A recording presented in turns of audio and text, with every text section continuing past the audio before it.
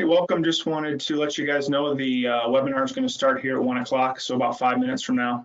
If you wouldn't mind, appreciate if anybody would let us know where you guys are calling from and your name and where you're calling from. I'd like to go through that as well.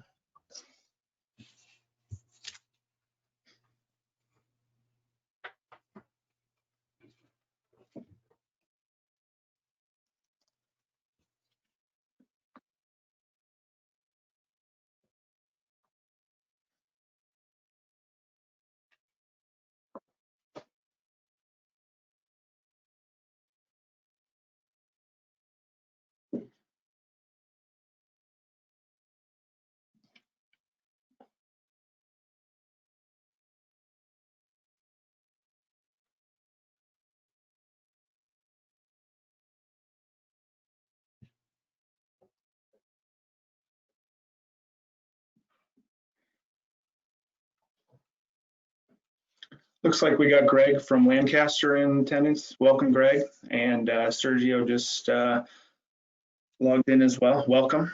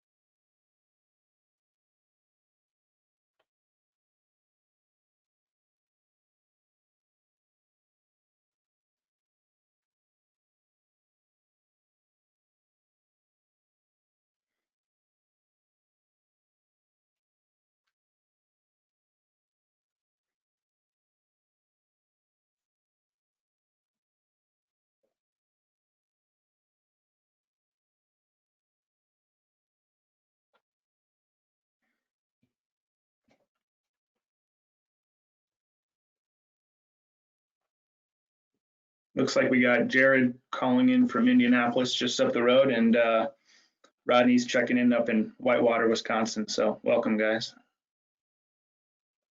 Welcome. About 2 more minutes and we'll get started.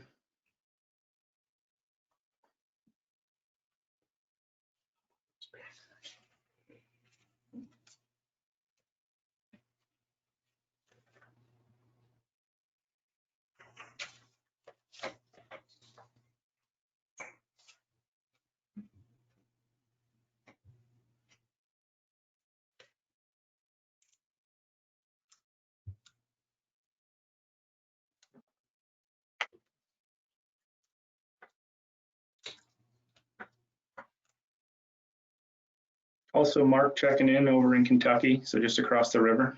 Welcome. Those wildcats. Sore subject.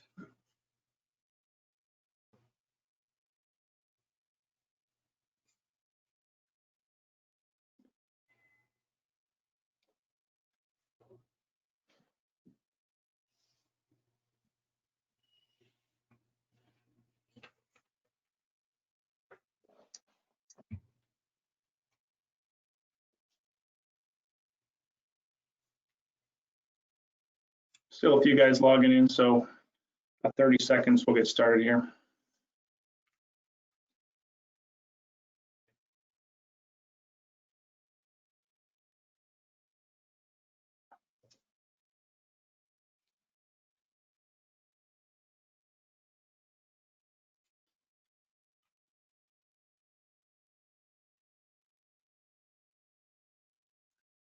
Background. That was nice. Did a lot of work with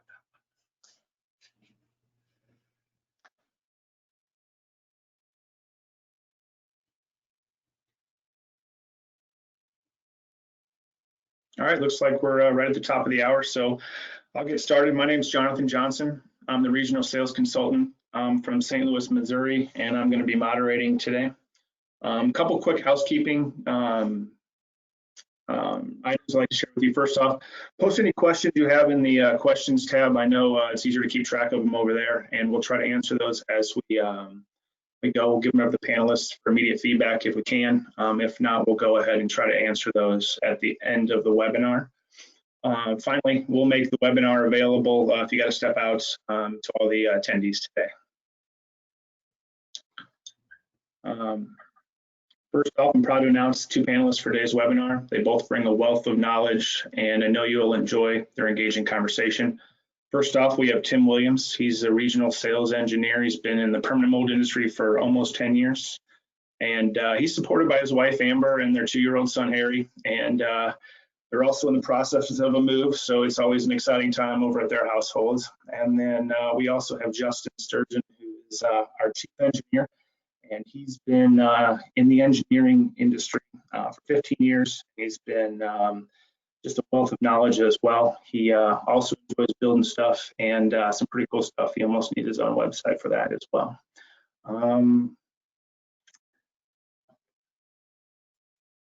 Next slide. They're going to cover these 3 topics, and without further ado, I'll hand the table over to Tim and Justin. Jonathan, appreciate the kind introduction you have there. Justin, I don't think we have a better place to start than this first question here, so we'll get the ball rolling. So, you know, what we see a lot in the industry is really starting at the end and working backwards. So this is a perfect place to start this presentation here. So really understanding, you know, whether metal casting or different options for producing your product is the right route to go. So the question that we see in the industry a lot is really starting at the end, working backwards, understanding what your end goals are, and whether it fits within, you know, the permanent mold process, whether it's an extrusion, whether it's a die casting or sand casting, really understanding, you know, what process you're trying to drive. A lot of that is driving quantity, surface finish requirements, any kind of features that are critical to your casting. And really understanding, you know, the fit of your project and the ultimate end goal of that project. So definitely a good place to start when you're trying to understand whether you actually need metal casting or not. Again, look at the end goal and go from there. You know, there's one thing, you know, every engineer's, you know, at fault for this at one point in their career is, you know, they design something and then they didn't stop and say, well, how am I going to make this? Yeah. Right? Yeah. Absolutely. We should be asking ourselves that at the beginning. How are we going to make this part, you know, at the end of the day? So, you know, we're going to, you know, dive through here and, you know, look at some different processes. We're not going to cover every type of process that's out there to manufacture parts, but we're going to look at some key processes, you know, some different types of casting methods and, you know, machining in particular we're going to look at today. So, you know, where is sand casting a better option? You know, usually quantity is a driver of that. You know, if you have a low volume part that has some very unique features that, you know, can only be achieved, you know, with casting, you know, sand casting does lend itself to simpler geometry. Tooling cost is a little bit cheaper, especially comparing to permanent mold and die casting. You know, but you don't get the details that you would get from a permanent mold die cast or an investment cast process. You know, investment cast, you know, a lot of times people are looking at high surface finish, high details, but low quantity. You know, usually that's the direction I go. So in the low quantity world, sand casting is definitely the champion in that. You know, I think a point there too that's really critical, again, from that previous comment, is really understanding what your ultimate goal is. So if your part's hidden, you know, your surface finish requirements really aren't super high, you know, you're really looking at, you know, how long does it take for you to pay off that tool, you know, what kind of surface finishes your end customer looking for, and really understanding whether sand casting's a fit, permanent mold, die casting's a good fit or not. Yep, usually sand casting is easy to hide that tooling cost into the piece price. Absolutely. And on that note, where's die casting a better option? So, you know, a lot of times the quantity for sure drives die casting versus a lot of these other processes. So, you know, we see a lot in automotive where they're running tens of thousands, hundreds of thousands of parts a year.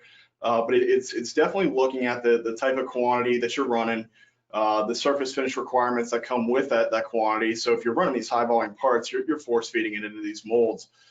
So solidification time really becomes a key factor with the quantity and the type of parts that you're running. So in die casting, you often see a lot of different parts, again, that are force fed into these molds, have thinner walls and really aren't too concerned with really the pressure tightness or the solidification of the part. That also gets you kind of the next topic there of thin wall and the way it's drafted. In die casting, they can get away with a lot thinner walls and less draft due to the forcing of that metal into that mold. So really understanding, what type of draft do you need? Are you looking at straight up and down walls where you can either cast that in closer on a die casting, or are you looking at on a permanent mold casting? You need denser walls for more of an explosion-proof type casting. Yeah, like I said, you can achieve those thinner walls on a die casting, but you won't get the metal density when compared to permanent mold and sand casting a little bit. Absolutely the same. Yeah. But just to kind of elaborate on that a little bit, we talk about quantity on die casting. There's a lot of automotive-esque parts, high volume, 200, 300,000 pieces per year that are definitely die casted, and die casting is the only option in order to keep up.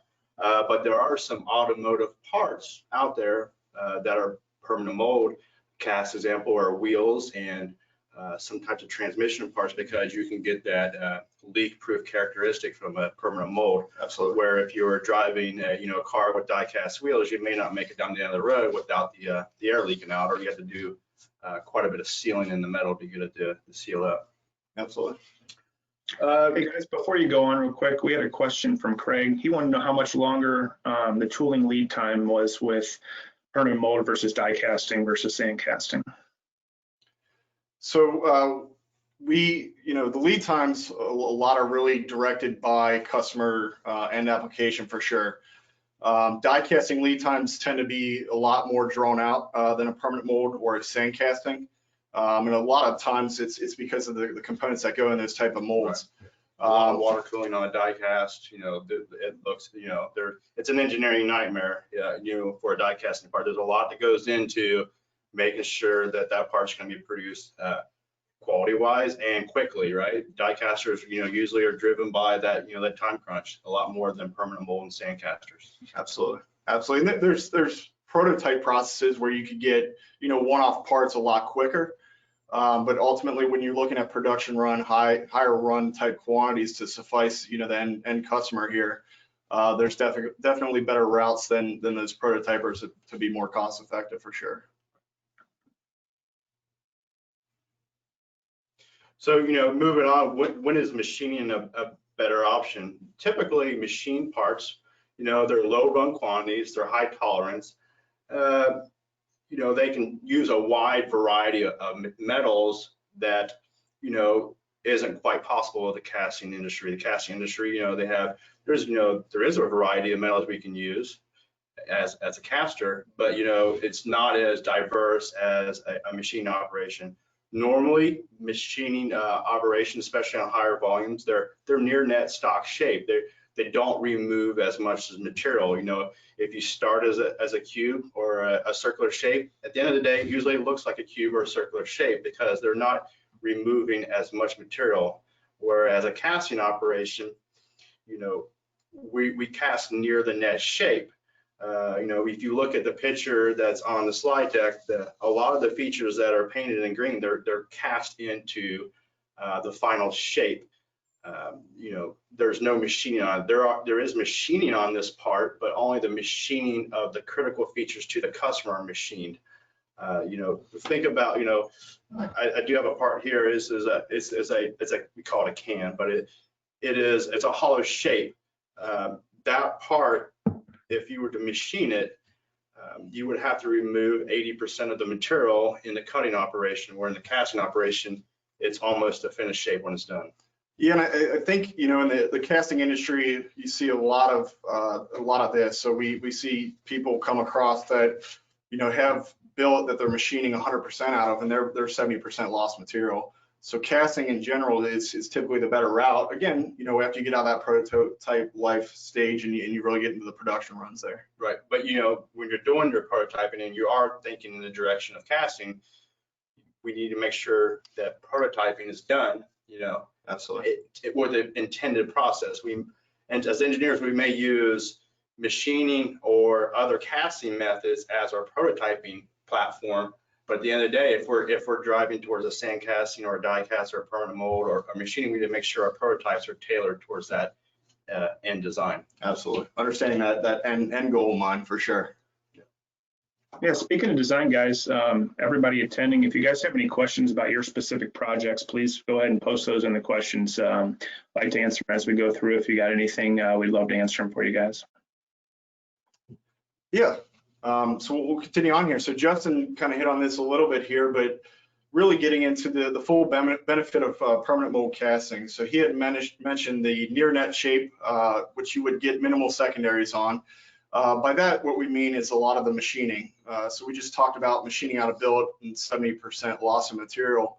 So what we see a lot in the casting and permanent mold casting is we are able to cast really near net shape coming off the press and doing kind of the minimal secondary machining operations to really develop a good casting ready to assemble for our customers. So, you know, across the industry, you know, that's something that's being looked at, you know, in permanent mold casting for sure, because it's less prone to failure than sand casting or die casting. And the reason behind that is, you know, in sand casting, you have a lot of porosity potential or shrinkage potential, or even shifting in the tolerances just because you're building out of a sand mold. You know, so you have to repeat that pattern. In permanent mold, they typically use a steel mold to develop that actual mold, the fixture they pour into, and that really develops permanent mold casting capabilities and tolerances across the life of that part. So in die casting, where you see a little bit different too, is again, they're forcing in there. So you have a lot of that same porosity or shrinkage possibilities that you would see in sand casting as well. Yeah, I think, you know, when you're comparing sand, you know, sand casting to permanent mold, you know, tolerances are usually 50% more on sand castings. And if you're machining the material away, you know, it's usually, sometimes that's not a problem. But if you're trying to get near the net shape and your process allows that, then that's acceptable or that's not desirable, depending on which direction you want to go. You know, but where permanent mold, I think, really shines is grain density of the aluminum. Absolutely. Or the alloy you're casting, where you can get a lot of those features that other casting methods can't provide. Absolutely.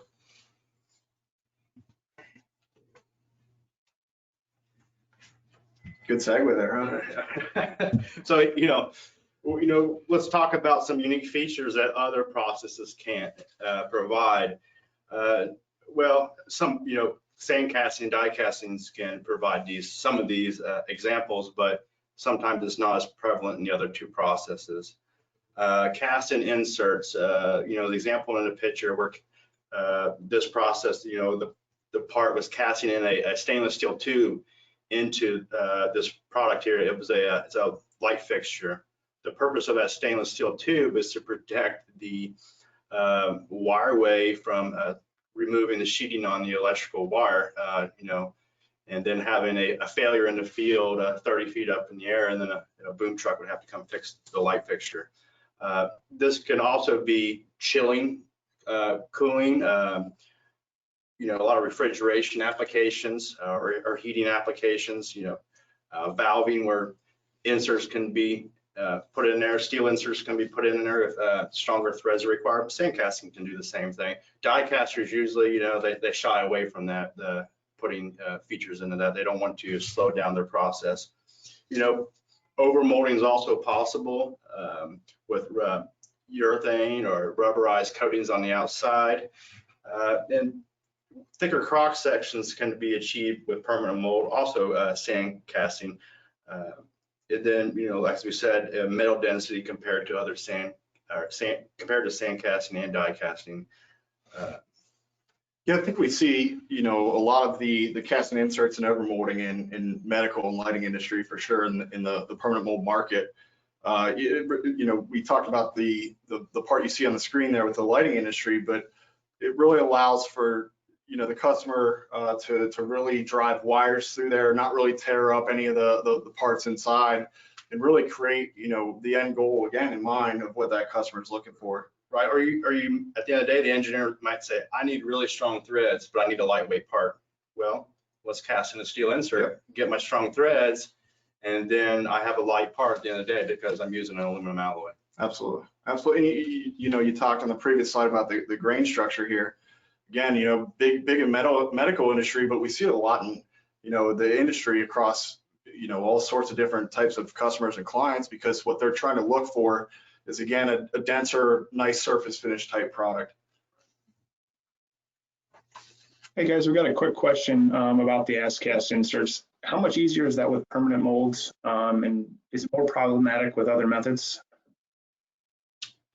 Good question. Sand casting, you're inserting that steel insert or whatever you're inserting into the sand mold, and it's made of sand. There's ways to strengthen the sand to make it more rigid, so you can put that insert in there, and it's possible. It's a little bit more prone to little pieces of sand falling off and contaminating the metal, but it is possible. Die casters really don't want to mess with it. They're usually highly automated, robotically poured processes, and they don't want to mess with an operator going in and setting a little insert into the mold every cycle. Good kind of segue question too for the secondary. So, how does permanent mold minimize those secondaries needed? So we mentioned earlier a little bit about the near net shape coming out of the mold. So Justin had hit on it a little bit too on the, compared to sand casting and machining. On sand casting, there's more tolerance needed for those sand castings where you may have to come in and really machine a lot more off. Similar, on the machining side of things, really understanding, again, the end goal of mine, that we're not, seeing a lot of draft on those parts that they got to come in and machine off again. We're casting, you're seeing the casting to near net shape again, so the machining is very minimized. So the limits in again, surface finish that you see from a permanent mold casting, where it's casted into a steel mold, definitely high-end surface finish compared to sand casting. Justin had mentioned a lot of the porosity potential that you see from sand. So from a permanent mold perspective, where you're casting into a steel mold and a permanent surface, the surface finish on those parts become very, very high end. On top of that, we see a lot of, again, the casting features versus machine features. So there's the capability on permanent mold side and seen in the industry that using pull cores or things of that nature to really hollow out certain areas, again, pulling the part off the press that is a near net shape part, and really developing from the back end and eliminating some of that machining by the way we cast it. We're looking to machine, as an engineer, what's important to us. Machining is more of a tighter tolerance process. Instead of machining the whole part, let's machine what's critical to the customer. Absolutely. Hey guys, real quick, a little bit more about the alloys that we cast in permanent molds. Can you guys, let them know a little bit more about that? Yeah, so there's a lot of different alloys that can be casted in permanent mold. You see a lot from zincs. You see a lot of aluminums.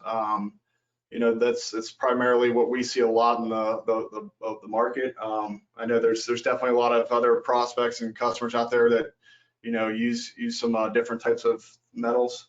Right, but I'm going to say you're pretty much limited to zinc and aluminum and a variety of metals in those two alloys. Obviously, you can't put cast iron into a steel mold. You're going to melt the mold. You won't have a mold anymore. Yeah, so there, you are pretty much tied to a couple specific metals, but there's a range within those metals. Lower temperature metals, aluminum, zinc, tin, those types of metals. Sounds good. I got one more quick question. When quoting a new project or casting, how do you evaluate the design for its castability, and what type of feedback do you provide for the designer to improve the feeding and gating? Yeah, so that's a great question. getting involved with your end vendor up front on your design is really key. So really working with the engineer and understanding, what's needed for your process and what's needed for the vendor's process to really develop a good casting. So a lot of times, we mentioned earlier that it's possible to see in the market people machining out a billet and going from that to a casting. So with the end goal in mind, as Justin mentioned earlier, of the casting, you're going to see some differences there.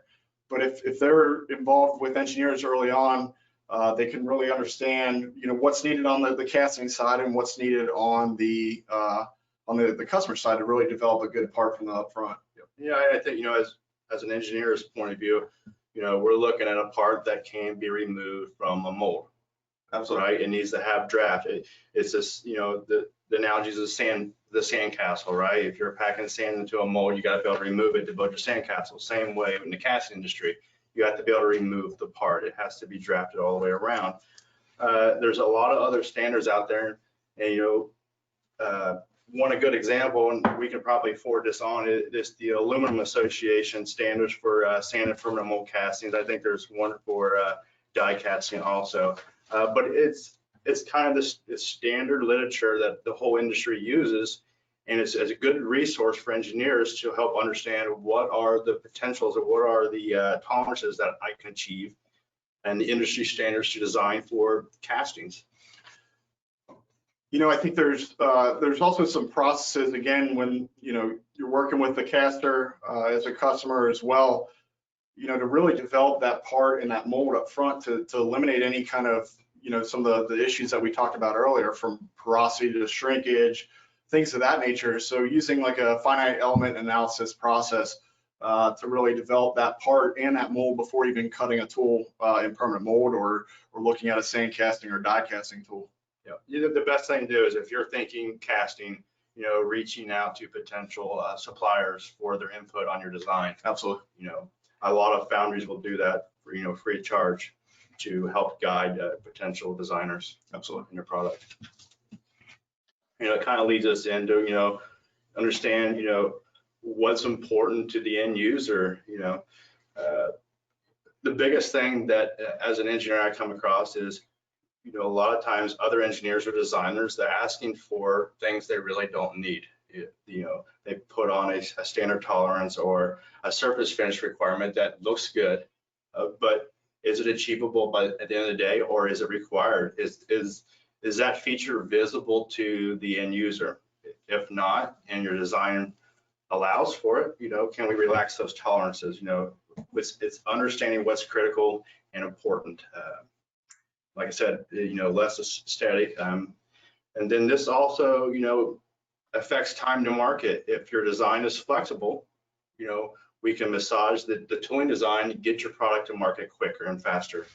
At the end of the day, the biggest thing is don't over design and have some flexibility if possible. Sometimes designs are very firm, and we know that just needs to be communicated to the foundry engineer. Absolutely. I think what you hit on there, what's critical is really, highlighting, again, don't come in over design, really look at key components that you're developing this product for, and really working back and forth with the engineer to make sure that those are met. So hit on it a little bit before, but creating a functional prototype, it's seen a lot in the industry that there are prototypes created out of 3D printing. You can do it out of a sandcast mold that's 3D printed. You can do it out of a sandcast one-off mold. It's seen a lot in billet and machining that we talked about earlier. But really getting involved again with that engineer and that end goal in mind of, is this going to casting process, and really understanding, okay, we are doing it out of something to get a quick prototype, really understand, get form, fit, feel, and function in our hands, but really understanding the end goal in mind and working with an engineer to really understand that. So in doing that, you don't want to jeopardize the part's integrity at all. You mentioned it in the previous slide, don't over design. So you can design something, and just because you design it, it doesn't necessarily make it manufacturable. So again, if you're going through and you're machining a part out of billet, or you're prototyping it some other way, keep in mind the end goal and really develop it from that perspective and reach out early on. You know, start talking to engineers early on from different vendor possibilities to understand, you know, what makes sense. Because, you know, permanent mold, sand casting, die casting, extrusions, you know, there's different processes. Not everything fits with every process. Right. Yep. Like I mentioned before, you know, as an engineer, we've all failed at drawing something up, a 3D model, and at the end of the day, you know, we stand up, we're real proud of our design. Then we have to stop and go, okay, how am I going to make this? What process fits this? Absolutely. You know, but kind of hit on the prototype world. There's some crazy technology out there. You know, they're even 3D printing sand molds right now. It's nuts. You know, so you can, hey, I need 5 of these. Yeah. Get 5 molds printed off, and then you can get some samples real quick. Yeah, and you know, to the prototype point, it's quick and fast. You get a form, fit, and function part that you can hold in your hands, see if it's what you like, and move forward from there. Right. So. Can you guys keep talking about 3D printing and prototyping? How consistent is the prototyping? You know, for something like maybe an engine block and for short runs, like how does that translate? So it's, you know, it's definitely custom to the part for sure. Right. Yeah, if you know, I doubt you would go down the avenue of 3D printing a mold for an engine block, but there's a lot of engine blocks that are prototyped using lost foam casting. You know, there's casting applications well beyond what we're talking about here, you know, at this webinar, that can produce a prototype, you know, for your specific product, even if it's not the end game process. Absolutely, and you know, I think in years past you talked to a permanent molder, and it's, you know, it's almost shied away to do prototyping because in permanent molding it's a steel mold, so you have this mold, it becomes permanent. But there are definitely processes used in the permanent mold industry to develop prototypes and really work with the customer and the end goal in mind to really help them develop the part. You know, this we kind of leading into from our previous slide is making assumptions on your print. You know, as an engineer, you know, you're evaluating, as a manufacturing engineer specifically, you're evaluating prints and determining, can a process manufacture the part? And, you know, a biggest problem that I experience as a manufacturing engineer is over-designed or under-designed parts that jeopardize manufacturability. And, you know, explaining that, you know, to a potential designer, what needs to be changed, making sure that we're not over-designing it. You know, one of the things that, you know, to me is the Achilles heel a lot of times as a manufacturing engineer is the general tolerancing block. Yep. You know, they'll put on the general tolerancing block that's very specific to their company and has very tight tolerance. It's usually specific to machining. Yep. You know, because everyone's very understandable a lot of times as an engineer what machining tolerances you can achieve, but maybe not so much educated on casting. And the first thing we, you know, as a manufacturing engineer, I have to go to other design engineers. Hey, we can't achieve what you're asking for, you know, and that adds time to the process. Or adding tolerances to features that aren't necessary. You know, a good example is I worked on a product recently where I did not pass the first article of inspection on a very tightly controlled hole, and I went to the customer and I was trying to understand the feature and what was it for, and are these tolerances really required? And at the end of the day, it came out to be a ground wire screw hole where, I mean, it really could have been off a ½ inch and not affected their product at all, but we were working with a very delicate casting that at the end of the day was hard to machine that feature in without the part flexing a little bit. Yeah, man, you know, I think it goes back to a comment you made earlier too. You know, don't over design. There are definitely critical features, Of course, you know, on that part. You know, but when it goes back to the tolerancing block, just really understanding, you know, what are really call out what those critical features are. You know, it could be surface finish, it could be, you know, the machining that you're doing on the part. You might have an O-ring groove or something specific to a motor housing that's very important, you know. Yeah. But the overall shape is not as, you know, as concerning to the overall, you know, product design. Absolutely, absolutely. So tooling failures here, you know, really understanding the tool itself. There's different processes in the industry and the way that, you know, the parts are casted. Different casting industries set up their molds and their presses in different ways. So really understanding, you know, the types of coating applications. So if you're in permanent mold process, there's different coatings that do different things that are sprayed on the molds. Anything from cooling certain features or areas to help an air get out, but to really help make a good casting. So understanding what that is and what those are up front. And on the production floor, the foundry has to be able to get those coatings into the mold. Correct. So if they can't spray that coating down in that really deep crevice, you know, the tool is going to wear prematurely. Absolutely. And you know, another thing to hit on is how that part's ejected. So in the permanent mold industry, simple standard tolerance is 3-degree draft. It just helps the part, you know, get out of a steel mold and really keep that integrity of the part. You know, other types of castings have different surface finish requirements, have different draft angle requirements. So really looking at how can the part be ejected from a permanent mold or a steel mold. And you know, just hit on it, but the next line there too, the surface finish requirements. You know, is the part going in the ground? You're not going to see it. You know, may have some critical machining fixture tolerances there, but maybe the surface finish tolerance isn't. Or, you know, a lot of, you know, parts where they're visual only from one side. Yeah. You know, let the foundry understand that, hey, that surface is very critical, so they can focus specifically on that surface. And I'm not saying that, you know, let the rest of it go to the wayside, but, you know, maintain the focus on what's important. Yeah, really make it your A surface, your really cosmetic surface that you would call it. Hey guys, a couple quick things. What's being done to prevent, you know, excessive aging of the tool? And then what do the mold coatings do to affect the overall surface finish? Good question. So, you know, like I said, different coatings do different things. Some coatings are, you know, are meant to release the part. Some coatings have a finer texture, but they all have a thermal property to them. Some are meant to chill the metal faster to help solidify and prevent other defects. So we, as a foundry, there's things you can do to make a good surface finish, but it may adversely affect quality in a different area as far as like shrinkage or porosity. So as far as, you know, that's where it comes back to understanding what is required. You know, can we get by with a little rougher surface finish in order to get you a tighter grain structure or prevent you from having shrinkage porosity? Yeah, I think, you know, to that note, understanding the periodic maintenance maybe that the foundry might do on your molds.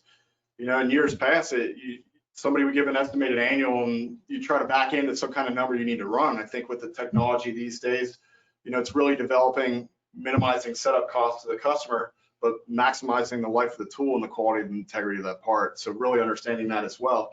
Not necessarily to the point of, hey, you know, what are you doing every day? You know, what's your actual schedule? But understanding that, you know, the periodic maintenance is being completed on your parts and your molds. Good question. Got a couple more here. One, earlier you were talking about the different methods. Can you guys go into solidification patterns a little bit more and, you know, talk about the differences between permanent mold and casting or die casting? I would say they're all very similar in nature, right? As a casting, we want the part to cool or turn from a liquid to a solid from the outside or the inside out in order to prevent defects. We want to sand casting and permanent mold, I would say, are very similar when it comes to that. Die casting, there are some very creative things that can be done in a die casting, especially with the higher tooling costs or the ability to absorb that higher tooling cost into the higher quantities. There's a lot of water cooling. There's water cooling and air cooling done in permanent mold also in order to manipulate that solidification process. But the best thing as a manufacturing engineer at a foundry is to have a finite element analysis to back up that solidification. Yeah, you know, again, what are your critical features? So as you're developing the part, you're developing the finite element analysis, and you're developing the mold, you know, really understanding if you're going inside out, you know, to understand what does that do to your part, you know, surface finish, integrity of the part, density of the casting, and really understanding that concept up front for sure. Good question. Perfect. I've got another question coming. When's it better to cast threads into a part versus tapping after versus threaded inserts? So Good question. Yeah. we cannot cast in threads into a part. You won't be able to remove it from the mold. So the options are a lot of times a dimple or a small hole relative, if it's in a boss, will be cast in. That's just to aid in other defects in the casting and solidification process. But usually they're threaded inserts or they're machined in. But I would say most of the time they're machined on a secondary process. Yep. And you can insert heel coils after the fact. Again, you start with a small dimple and you haul it out to a certain point, and you're putting heel coils in to really strengthen it. You know, there's different options. Again, I think it becomes custom to the end goal in mind. Sounds good. We got a question coming in. Can you guys talk a little bit more about lead times for permanent molds as far as tooling and parts? Yeah. So from a tooling perspective, you know, it's seen a lot in the industry that the molds, you know, again, if you're doing the finite element analysis, it adds, you know, a week or two up front, but that really helps on the production side and really get into the market quicker on the back end. But a lot of the lead times that you would see in permanent mold are pretty standard with what you would see in maybe a sand casting end of things. Again, we talked about earlier where die casting, you know, it's lengthened tooling times for sure, because you're adding cooling jackets and a bunch of the pressure capability stuff to, you know, make your mold run really, which definitely increases lead time on tooling. When it comes to production parts, you know, it's seen across the industry all sorts of different ways, to be honest. You know, we see anything from, you know, if you're doing prototype parts, you can get them a week, 2 weeks, 3 weeks. If you're doing production parts, a lot of it's 6 to 10, but you know, there's been sand casters, permanent mold casters that are taking 4 months. You know, the thought behind die casting in the high run quantities is that you're getting a bunch of parts, you're getting them quickly, but there's still lead times to get that into production. You know, to hit the schedule because of all the different other parts that they're running on that too. You know, tooling procurement is definitely heavily weighted on design for manufacturing of the product. Cutting a permanent mold doesn't take that long. It's preparing the design to make a finished product. Yep. And working with the customer on massaging their design to make it castable or designed for permanent mold. Yeah, you know, again, you know, understanding that end process you're shooting for. So, you know, even if you have a sand casting, permanent mold casting, die casting in mind, if you have casting in general in mind, really working with the engineer, you know, up front to help start developing that before you launch the project, and you know, that really helps cut down time. Sounds good. Can you guys go into a little bit about coatings as far as like any issues with cleaning, powder coating, painting, anodizing, and you know, how does the surface energy compare to other manufacturing methods? Powder coating specific, not mold coating. Yeah, correct. Yeah. So in permanent mold, because of the seal mold, it comes off, you know, great surface finish already. So you start there. But if you're casting and you have these mold coatings, you know, you do develop some different particles that may be on your part. So a lot of times what we see with permanent mold castings is really so we're not the coater. So the coater really understands the different types of castings and how to coat it. So a lot in the permanent mold industry, you know, understanding that there are different types of what we call baths, different types of cleaning solutions that are used to make sure that part is particle free before it gets coated. But as far as coating applications, I mean, it's infinite. The biggest thing is understanding what you want the part to look like. Yeah. Can you have a texturized surface a little bit, that because the coating is going to adhere to the outside surface of the part. So the coating will basically look like what the metal part looks like. So secondary processing can be done to hide that textured surface that's produced from the casting. You know, you can full belt sand it, or you could dual action sand it, you can, or blast it. You can do things to change what the surface of the metal part looks like in order to change what the actual coating is going to look like. Yeah, I mean, or there's textured coatings. Textured coatings. Yeah. I mean, you know, as far as the coating, it's infinite. You know, you can go any color, you can go any texture.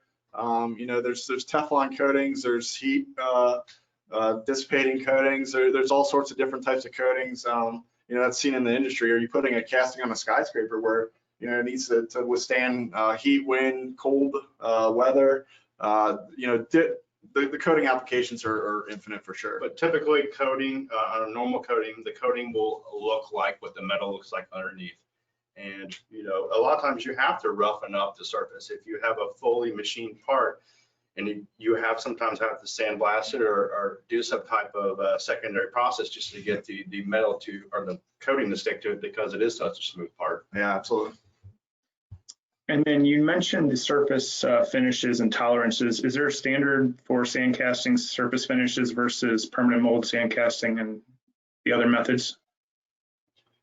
Yeah, the aluminum, I mentioned the standards for sand casting and permanent mold. There's a range in this book, but there's also some visual inspection tools you can buy relatively cheap to, as an end designer, to understand what your finished product's going to look like versus permanent mold and sand casting. I think you can get some visuals on the internet also. Yeah, like your RMS finish.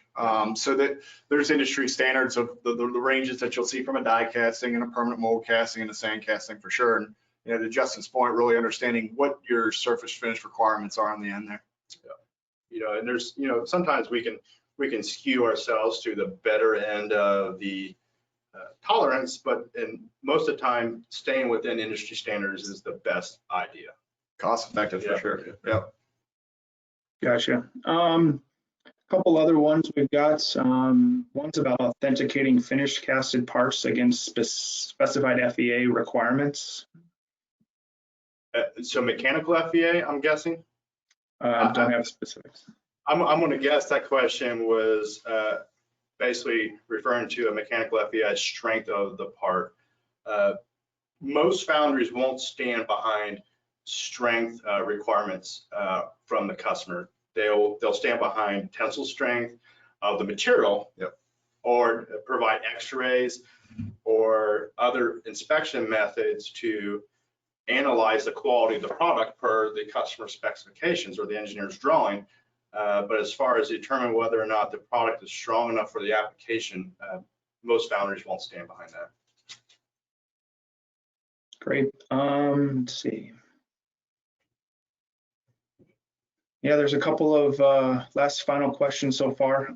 One, kind of expand on aerospace. Are we doing any FAA parts or anything like that? FAA Part 23 PMAs? Not currently. Okay. Aerospace parts tend to lead into the more the machine type parts, machine out of billet. With permanent mold, with sand casting, you're hardly. It's usually on aerospace the volumes aren't there to justify the tooling cost. Yeah. There are casted aerospace parts. They're usually very pointy things on the front of a missile, Yep. But they're very low quantity that usually don't yield very well with permanent mold. Yeah. Great. Last question. Can you guys talk a little bit about, the process of, casting stuff in the United States versus, Chinese products and stuff like that? It's a good one. Very, very timely. In the United States, it's a big influx of a lot of people trying to onshore again for a multitude of reasons. When you boil it down, there's a lot of hidden costs that really aren't looked at or understood, or maybe vice versa, that they are understood, and that's why you hear about it. A lot of times you have additional time, where your part's traveling, it's waiting on a ship. You got to get it here, you got to approve it. What if the part comes in, you've been waiting for 4 months, it comes in, it's all broken. Then you got to wait, if it's possible to return, to send them all back, to get them all replaced. There's a communication gap, but when it boils down to it, it could be a heck of a lot cheaper to get parts, overseas, but then all those hidden costs add up. Shipping costs, if you have to overnight a part, man, you're paying hundreds and hundreds and hundreds of bucks to get a part overnighted. So there's, Again, it is custom to the job. What's the end goal in mind, but really understand the hidden costs there from overseas versus United States made. I know I'm down the road. You can call us. We could be there in a day. In reality, competing with offshore manufacturers, it's a reality. Yeah, for sure. There's pros and cons to both scenarios. Yeah, for sure. Yeah. Perfect. Great. Well, thank you guys. That was some, great insights, and just want to thank everybody for attending the webinar. Our next webinar is going to be in January. We're going to do comparing apples to apples regarding tooling. So we hope you guys can join and do that. I also saw one guy had a question about this webinar. Yes, that'll be available. If you missed any part of it, we'll definitely send out links to follow up with that. So thanks, Justin. Thanks, Tim. We appreciate it. Thank you. Appreciate everybody's time.